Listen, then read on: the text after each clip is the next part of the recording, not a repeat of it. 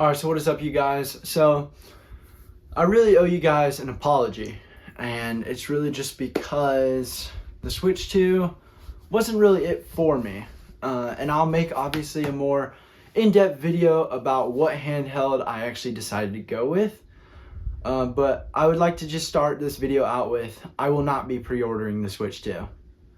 And everyone's probably like, why, bro? Like, come on, it's awesome. Or like, you literally said in the last video that you would pre-order one.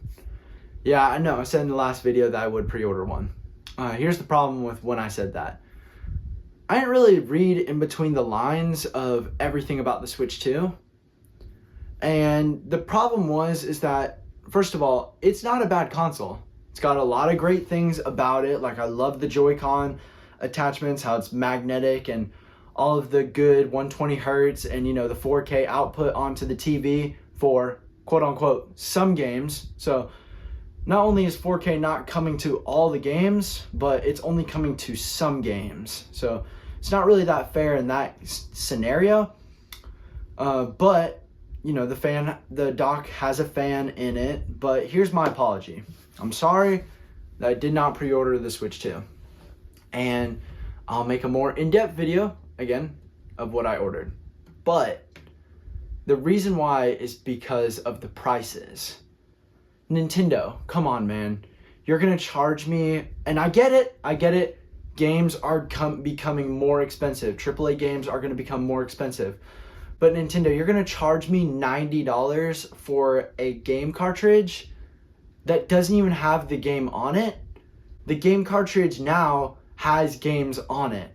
You're telling me that this game cartridge, whenever I put it in the console, it's just going to send me to the eShop to download the game, and then I'm going to have to put in that game cartridge every single time if I want to play that game, even though that I purchased the physical game, you're going to do this to me. And I get it. Most consoles have already done this, like Xbox, you have to put in the game disc to play.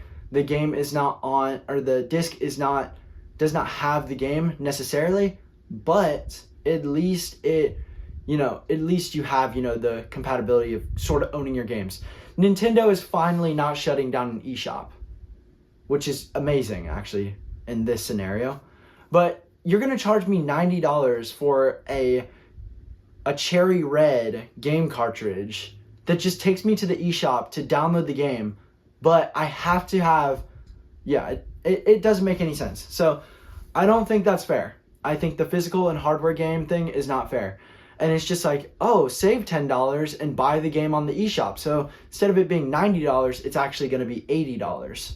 So what are you doing, Nintendo? Make up your mind about a price.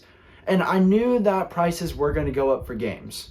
But it's not really fair how, one, Nintendo was the first person to do it with Mario Kart. And two, it's not really fair that Nintendo just straight up said, you have to pay the $30 fee to upgrade your current Switch games to Switch 2 games. Like Tears of the Kingdom and Breath of the Wild, you have to pay like $20 to $30 to upgrade those games to support the full compatibility of the Switch 2. The full HDR, the full 4K, the full 120. It's not fair.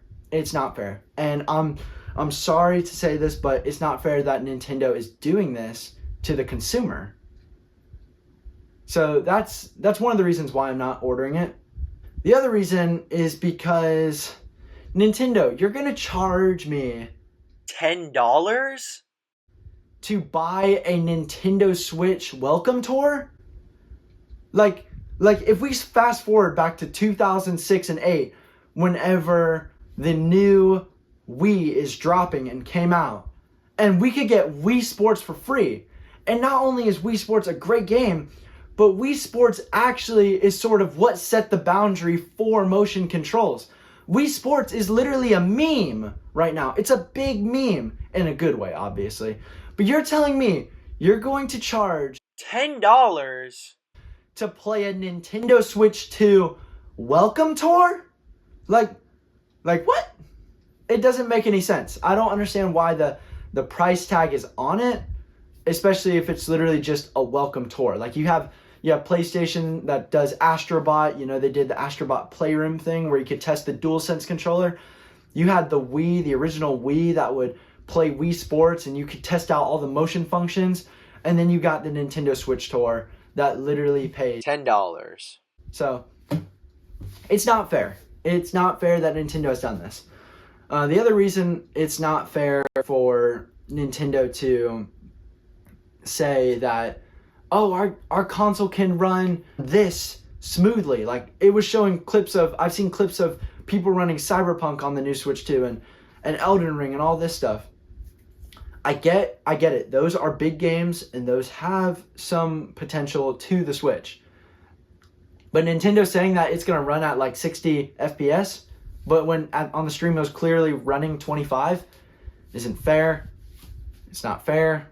So that's just what I think about the whole console. Now, don't get me wrong. I think the Switch 2 is a great predecessor to the current Switch, and it's really just because they actually did a lot of things that people wanted. A bigger screen, a better battery. Actually, it'll probably have the same battery. But a bigger screen, a better refresh rate on the screen, you know, a better dock, 4K. You know, they did it all. And it's just the price of it. It's not fair.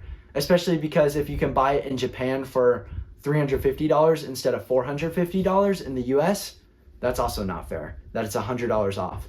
It's also, you know, going to be interesting to see what really happens with technology as the tariffs continue to rise and the recession continues to get higher and closer and start soon.